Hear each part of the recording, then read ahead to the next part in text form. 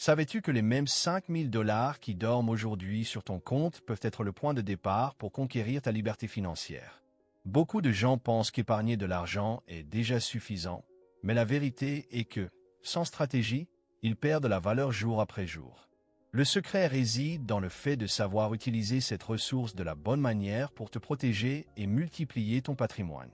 Si aujourd'hui tu as environ 5 000 $ de côté à la banque, il existe quelques attitudes intelligentes que tu peux adopter pour tirer le maximum de valeur de cet argent. Et c'est justement de cela que nous allons parler maintenant. As-tu déjà imaginé si ton salaire venait avec un mode d'emploi? Quelque chose du genre, tu veux tout dépenser rapidement? Va par ici. Tu veux multiplier ton argent? Va par là. Ce serait beaucoup plus facile. Non? D'autant plus qu'aujourd'hui, simplement laisser l'argent dormir n'a plus le même impact qu'il y a quelques décennies. C'est pourquoi, plus que jamais, il est essentiel d'apprendre à gérer tes finances de façon stratégique. Le premier point est de comprendre quelle est la fonction de l'argent que tu épargnes. Et voici un avertissement. CCDIA ne va pas te rendre riche. Contrairement à ce que beaucoup ont entendu toute leur vie, épargner de l'argent n'est pas, en soi, le chemin vers la richesse. Cela arrive parce que l'inflation, silencieusement, ronge la valeur de l'épargne. Mais cela ne veut pas dire qu'il faut arrêter d'épargner. Cela signifie simplement qu'il faut épargner de la bonne manière. L'objectif principal de ta réserve financière n'est pas de générer de la richesse, mais de servir de protection. C'est un bouclier contre les imprévus.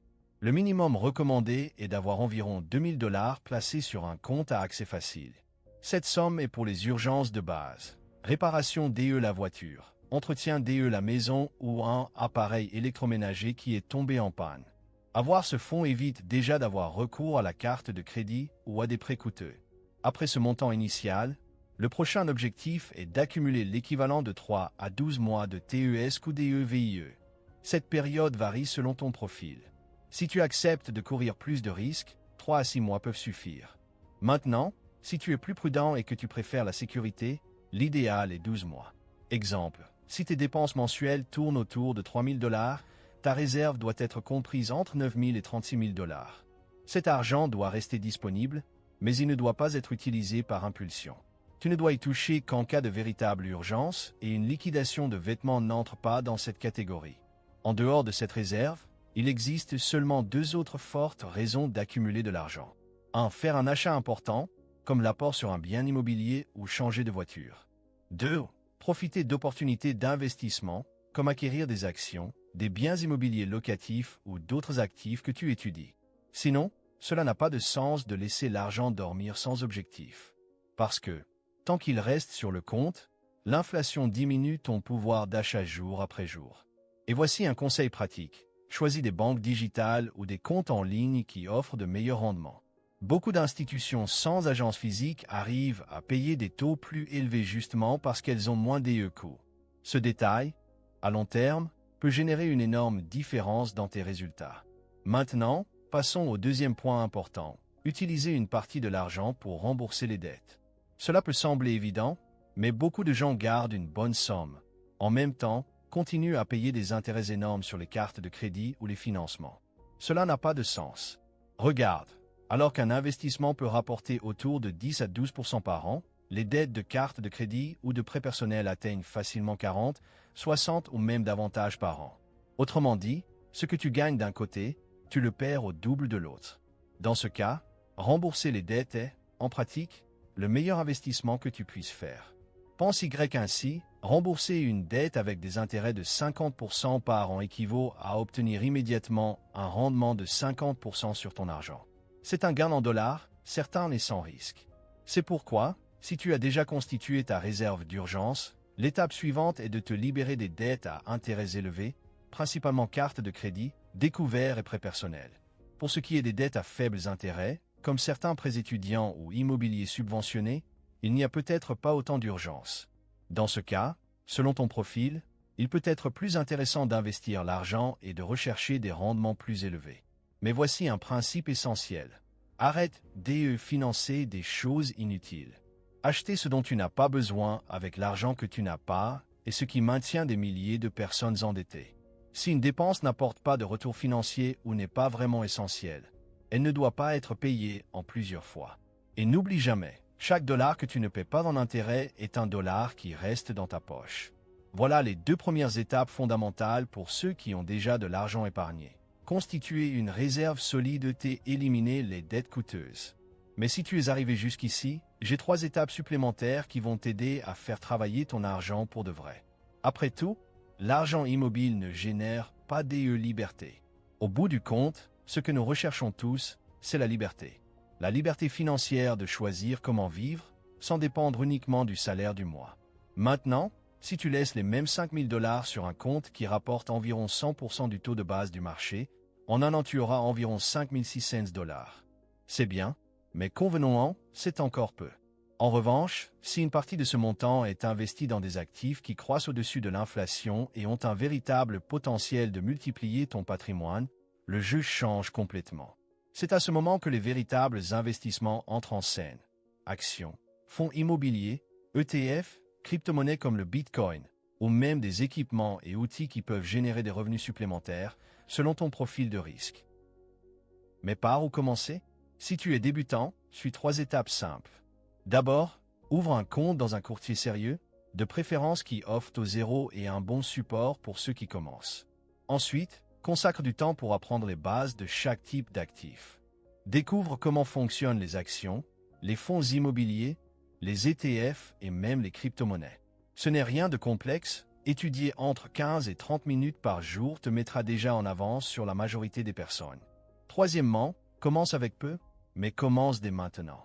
Aujourd'hui, tu peux acheter une fraction d'action avec moins de 10 $, investir dans des fonds immobiliers à partir de 100 $ ou constituer un portefeuille d'ETF avec des montants accessibles. L'important n'est pas la taille initiale de l'investissement, mais de créer l'habitude d'investir régulièrement. Les actions de bonnes entreprises, par exemple, peuvent verser des dividendes annuels et en plus se valoriser avec le temps. Les fonds immobiliers paient des rendements mensuels. Les ETF permettent une diversification automatique même avec peu d'argent. Et le Bitcoin, malgré la volatilité, peut servir de réserve de valeur à long terme. Mais attention, ce type d'investissement exige patience et vision de l'avenir. Un exemple de répartition des 5 000 $ serait 1000 en actions d'entreprises solides, 1000 en fonds immobiliers, 1000 en ETF qui suivent de grands indices, 5 cents en crypto-monnaie et le reste réservé aux urgences. Ce n'est qu'une suggestion, bien sûr, mais cela montre déjà qu'il est possible de construire une base solide même avec peu. Et il n'y a pas que dans le marché financier qu'on peut investir. Il existe aussi ce qu'on appelle des actifs physiques qui peuvent générer des revenus de manière presque automatique. Je connais des personnes qui ont acheté des équipements simples et créé de nouvelles sources de revenus. Par exemple, quelqu'un a investi dans une machine à barbe à papa pour la louer lors de fêtes et d'événements, et en quelques mois, il a récupéré son investissement. Un autre cas est celui de quelqu'un qui a acquis une bétonnière d'occasion et a commencé à la louer pour de petits chantiers. L'équipement s'est remboursé rapidement et continue de générer de l'argent de façon récurrente. Ce modèle peut être reproduit de plusieurs manières. Une machine à laver pour offrir des services de blanchisserie, une friteuse pour des événements, une débroussailleuse professionnelle pour le jardinage, entre tant d'autres options. La logique est simple. Tu achètes quelque chose une seule fois et tu le transformes en source de revenus continus. Après avoir constitué une réserve et commencé à investir, vient la 4e étape, augmenter ta capacité à investir. Parce que garder et placer les 5 000 $ que tu as aujourd'hui est un excellent début, mais ce n'est pas cela qui t'apportera la véritable indépendance financière. La clé est de transformer cela en un cycle constant, en augmentant tes revenus et les montants que tu investis chaque mois. Cela peut se faire avec des travaux supplémentaires pendant ton temps libre, comme vendre des produits en ligne, donner des cours, offrir des services ou créer du contenu. Une autre alternative est de te former davantage, car plus tu développes de compétences, plus tu apportes de la valeur, et plus tu apportes de la valeur, plus tu peux facturer. Il vaut aussi la peine de repenser ta carrière et de chercher des secteurs plus rentables, ou même de négocier de meilleures conditions dans ton travail actuel. Et bien sûr, tout argent qui entre et qui n'est pas essentiel à court terme doit être réinvesti. C'est ainsi que fonctionnent réellement les intérêts composés. La 5e et dernière étape est de protéger ce que tu as construit. Beaucoup de personnes commencent bien, accumulent un patrimoine initial, mais finissent par tout perdre par manque de prudence. C'est pourquoi il faut fuir les promesses miraculeuses. Si quelqu'un propose des gains de 10% par mois sans risque, méfie-toi, c'est probablement une fraude. De plus, Prends soin de ta santé physique et mentale. Cela ne sert à rien d'accumuler de l'argent si la qualité de vie disparaît. Et prépare-toi à gérer quelque chose dont presque personne ne parle, l'ennui. Investir, dans la pratique, est un processus lent.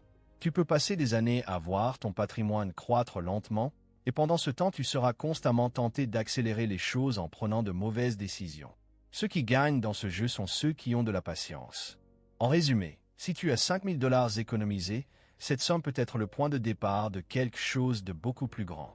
Utilise une partie pour constituer une réserve d'urgence, élimine les dettes coûteuses, commence à investir avec stratégie et constance, cherche à augmenter tes revenus et protège ce que tu construis. Si tu suis ces étapes, ces 5 000 $ ne seront pas seulement de l'argent mis de côté. Ce sera le début de ton chemin pour conquérir la liberté financière.